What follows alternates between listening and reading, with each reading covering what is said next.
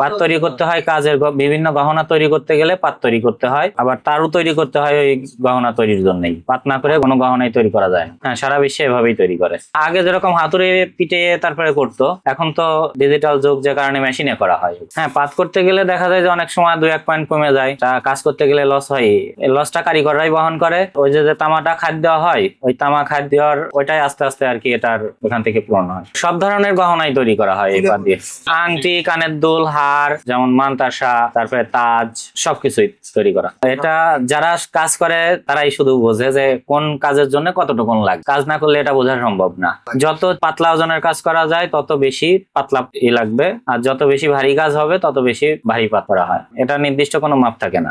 যেমন বিদেশি কোয়ালিটির যে কাজগুলো করা হয় সেগুলার যেরকম 28 গ্যাজ, আমাদের গ্যাজের মাপ আছে, সেই গ্যাজের 28 গ্যাজ বা 29 গ্যাজের করা হয়। আর বাংলা যে আমাদের দেশীয় যে কাজগুলা অনেক হালকা ওজনের কাজগুলা, ওগুলার কোনো গ্যাজের কোনো মাপ নাই, ওগুলা আমাদের হাতের ওজনের, হাতের আইডিয়া থেকে আমরা সবাই করি। পাত করতে যেমন যত পরিমাণ সোনা বেশি হবে তত বেশি সময় লাগবে, কম সোনা হলে কম সময় লাগবে। বর্তমান মেশিনে করা হয় 10-15 মিনিটে হয়ে যায়। শুধু পাত করার জন্য তো বিভিন্ন রকম প্রসেস আছে, একবারেই পাতগুলা করা হয় না, পুরাই নিয়ে তারপরে করা হয়, যে কারণে এক ভরি পাত করতে প্রায় আপনার আধা ঘন্টা সময় লেগে যায়। এই সোনাটা তামা মিক্সড করে গালানো হবে। গালাইতে দেখা যাবে যে হয়তো 20-25 মিনিট সময় লাগবে গালাইতে। গালানোর পরে আমাদের কাছে আসবে এটা পাত করার জন্য। এটা পাত করতে সময় লাগবে প্রায় আধা ঘন্টা। বারবার পুড়াইয়ে নিয়ে পাত করতে হবে।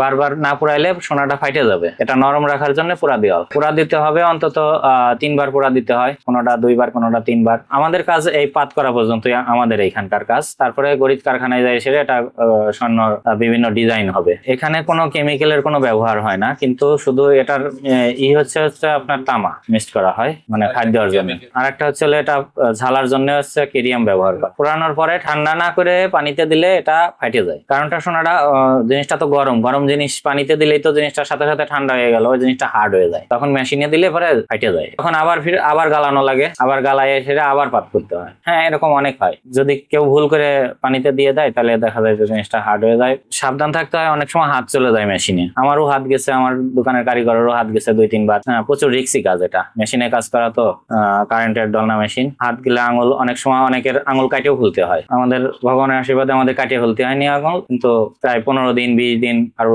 1 মাস এরকম রেস্টে থাকতে হয়েছে, কারো 2 মাস পর্যন্ত রেস্টে থাকতে হয়।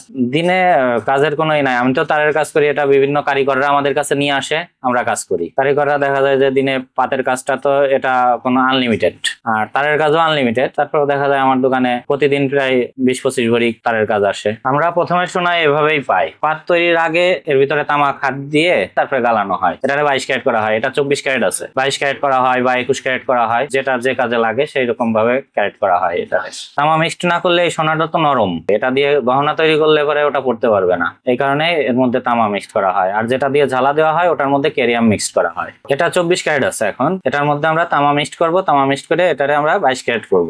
22 ক্যারেট করতে এর মধ্যে ভরিতে 1 আনা দূরত্বে তামা মিক্সড করা হবে। বেশি কম হলে ক্যারেট কম বেশি হবে।